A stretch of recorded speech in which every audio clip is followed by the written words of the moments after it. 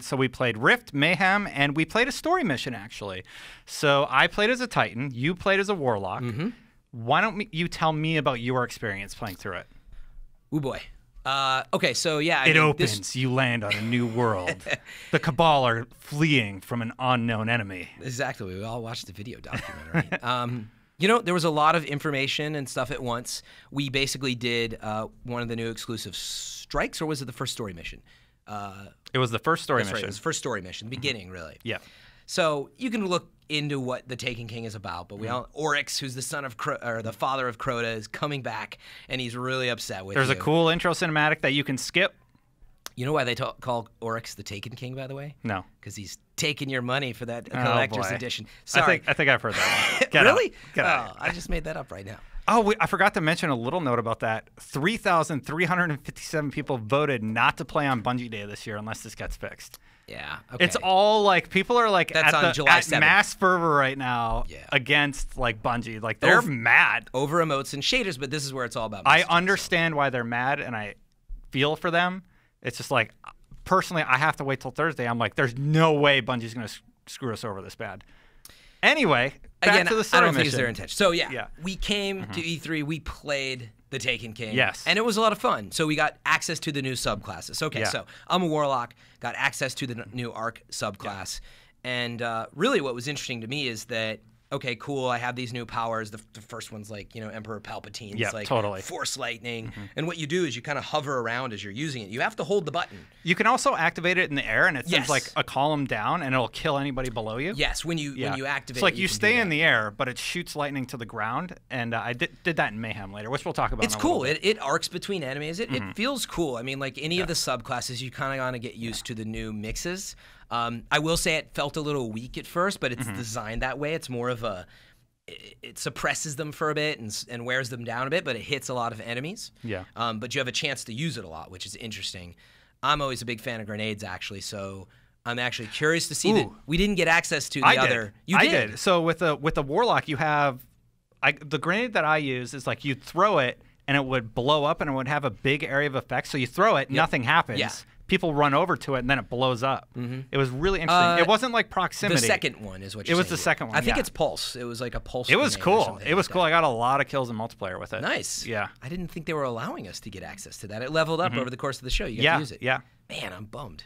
So anyway, new subclasses are pretty cool. I mean, I think we're all just happy to have a new subclass. New powers. Very exciting. And the game itself, I mean, it felt good. The enemies did feel different enough. I mean, they are kind of like... It's funny. It's like Metroid Prime Echoes. Yes. If you've ever played that, it's like these, you know, infected type creatures, and basically Oryx has taken their souls, and they've got these jitters, and so they feel like Cabal, and they're like zombies in the world of Destiny. Yeah. So they feel similar, but they also felt a little bit different. So it remains to be seen, you know, over time if they just feel like rehashed or not. But it felt good. And I will say one big thing that stood out to me is it looked good. I mean, we were playing on PlayStation 4. Yeah. But what I can say is it looks like they've done some really noticeable engine improvements. I've been actually trying to get a you little kept more asking them about that, and they're like, no, same engine. But it did look really good. Yeah, I mean, it's the same engine, but it looked clearly to me they've made some improvements for this release. I don't even know if it was the engine. I think it was just use of existing assets. Like they spent a lot of time and care making this look really nice, like the fire effects and like the Cabal that are dying in the opening sequence. And kind of crawling away, the animation, they nailed all that stuff. And we only saw like a brief snippet. So we went through this area. There was some narrative delivered from Zavala and Eris. Yes. And they have some great banter, too. And it really kind of brings life to the scenario. And Zavala is the guy that when you're flying into Valis to Arc, right? I believe so. Yeah. We've stepped into a war with the Cabal, whether we wanted it or not. Yeah, that guy? Yeah. I think he's awesome. His voice is awesome. Was he the guy from The Wire? Yeah. Okay, exactly. Yeah, he was there, and they're like, "Do you want to interview him?" I'm like, "I didn't watch The Wire yet." Was he really? That's awesome. He was there, and they're like, "Oh, we're so excited!" And I'm like, "I haven't seen The Wire yet. I know I need to. I know I need to."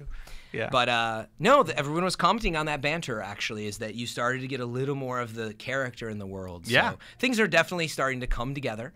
It was an abbreviated mission, so we didn't get to play the full We got thing. like a third of the way through it, and it's like, that's it. Yeah. Thanks for playing. Abridged is what they called it. And I was like, well, what percentage of the mission did you say we got? And they were like, oh, I don't know. And then it was like 50, 60. They're like, maybe around there. So who knows? Maybe we only played It literally about ends when you cross a bridge. Yeah. A bridge. It was abridged. Yeah. We didn't get to do that, actually. So Bridge is not included. But it was a lot of fun. What did you think of, you played the Titan class?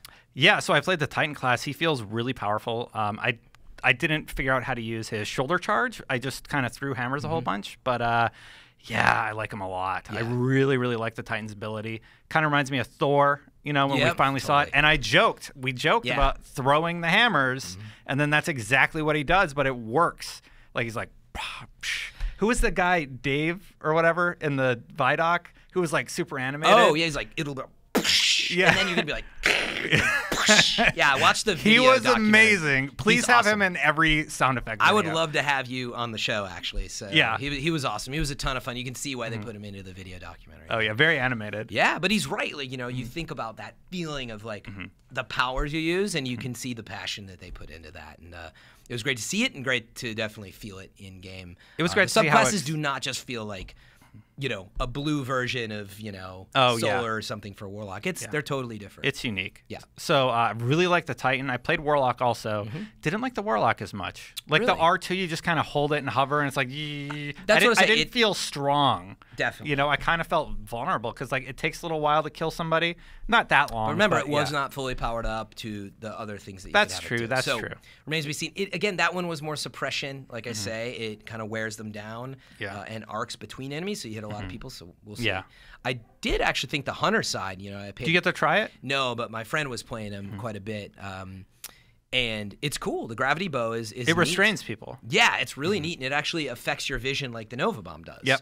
But it gets all like faded and staticky when you're close to the gravity and getting sucked in by it. So it was actually really cool to see. And another thing that I heard them talk about, but I didn't get to see if it got unlocked, is the Hunters now actually have a void wall that they can put up. So they have another sort of, it's actually a defensive thing for them, which is new. That's what Deed said. It was one of the other loadouts that you can pick for the super, and that seems really, really intriguing to me. Yeah. That was the most intriguing one. I don't remember what the Titan and Warlock were off the top of my head. It's in our live show. Yeah, it's in our live show where we actually showed a bunch of new Rift footage.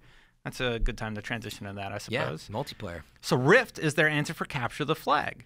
And it kind of sucks that all this negative backlash is happening because with Rift, we see that they are listening. That we want Capture the Flag. All right, here's our Capture the Flag answer. It's called Rift, and it's really, really fun. It's cool, yeah. There's a ball in a center location. There's a tower map. I don't remember what it was called, but it's a map, and it takes place like in the tower. And you grab the spark, and then you have to return it to a basket in 2 minutes. And while you have it, you still have access to all your weapons. But what you want to do is get in there, and you can run forward into it, and then you just kind of dunk it and kill everybody in the vicinity. Or if you go backwards, you get extra style points, and you kind of over the back. Yeah, all you have to do is back up. Walk backwards into it. The first time I played it, I was like, how do I do it? And the guy was like, just turn around, walk backwards, and like, I don't know. I just quickly turned around, and then it sucked me in, and like, it's neat. And then it was like style points that you get for doing it that way. You get 2,000 just for a basic return, plus however many people you kill. So what I did like about Rift was, you really are rewarded for taking the spark to the whatever. Yeah. The basket. The basket. Yeah. Yeah, I don't know what it's officially called. Or the Rift, I guess it's probably the Rift. Yeah, probably. But anyway, you really are rewarded. Man, the other team sucked so bad, because it was a bunch of people who probably hadn't played a lot of Destiny, so I felt like a He-Man in there. Oh, I felt great. Oh, it was awesome. But I had 3 KD every round. Yeah. Like my worst game was 3 KD. Yeah, but what was cool to see was I was like 8,000 points versus the closest was like 2,000 at the time. But it was also because I had dunked like 4 of the sparks. So the point is, though, I'm someone who is not huge into like headshot KD ratio stuff. I totally appreciate that, and it's awesome. But I'm just like, I don't know. I don't like to stress too much about that. I like just having fun, and meaning being a medic, being a supporting type player, you don't get as rewarded as much. So it's nice to see in the Capture the Flag type multiplayer match that you get rewarded for that. So yeah, I had a lot of fun in it, and the maps actually that's really what stuck out to me is the maps they've been designing are pretty cool. Yeah, man cannons are back. You can jump from one end of the map to the other. We got to see this in the Mayhem game type, and Crossroads was the name of that map, I believe. Oh, okay. Yep. Yeah, and that's really fun. And portals. Yes. Portals are in there, kind of like when you fought Atheon and you went through different portals. Yeah. And Sorry, that's what I thought you were talking about. What do you mean man cannons? Where they shoot you over like a big ledge. Yeah, that's what they were called in Halo. Oh, right. But meaning you're talking about the Deej same thing. Man cannons, portals, they're the same thing. No, they're not. Oh. Portals are different. So like when you fight Atheon, you would go through a portal and go to a different area. Oh, you're right. I think those are in the back of the map, and you can go through to different parts of the map. And it's interesting that they managed to implement portals in multiplayer. It's really cool, and they work well. You don't get stuck or anything, which was thankful. I was thankful for that. Yeah. Sorry, no, the portals are really cool. And then you're right, they have one map. The Crossroads was what I was talking about, which is like the Grand Canyon, and you can kind of shoot across it. Yeah. And while you're in midair coming down, you can definitely fire on people and throw stuff down. Pop up your super and hit them. It's pretty cool. But I definitely felt the map variety. It did not feel like they were out of ideas. If anything, I was like, man, I can't wait to get these maps. Two of the maps. Two of the maps. Yeah. Let's talk about Mayhem then. You talked about wanting the maps in rotation. Yep. I want to play more Mayhem. Yeah. It's 40 seconds for a full supercharge if you do nothing. Like if you just sit there and wait, it's 40 seconds. And it's just mayhem. Yeah. It's really, really fun, and it's frantic. Yeah, it recharges your abilities more quickly, right? Yeah. So grenades, melee, and obviously your super. Well, your super is the big one. Yeah. I didn't check on grenades. No, it recharges. I think it recharges everything. Of course, now I'm doing that. That's all right. Just guess. Like, oh no. Just guess. Which was it? But no, it's your abilities recharge faster, and like you're just using supers, like you said, every minute or something like that. It's pretty cool. It's super chaotic, but that's the point of it. It is not something I think you would want to play for, like an hour. Or two, maybe, but you're for me, I think what you're getting at is when they get to the randomized type rotation of match types. If they add that would be really cool. So getting thrown around to different match types, and having that just show up now and then would be cool. Yeah, it'd be very, very fun. I enjoyed it quite a bit.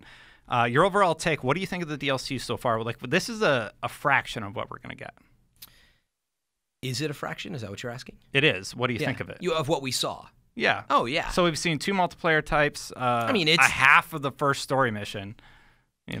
It's the beginning of year 2. Yep. It is. I don't know why I've always called it Destiny 1.5, but like it is a full drop, and you can tell. It feels like all the good stuff they've been saving, if I'm being honest. So everything looks clean and better, and you get the subclasses, and you're gonna get. Definitely deeper story, seemingly. So yeah, it seems like it's got all the right stuff. Removing the price point again, it's turning out really nicely. So I'm super excited. You're gonna get a raid.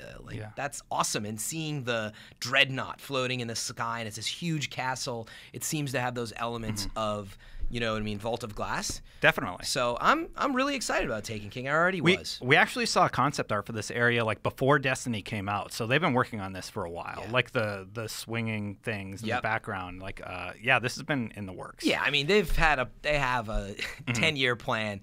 They definitely have a 2-year plan. They shift in one direction or the other, but this stuff's been out there. And again, like it's not like they just figured out the subclasses are going to come out in this. This was the plan. Yeah. It's a full big release. So it feels good, but they have to address the value of the price points.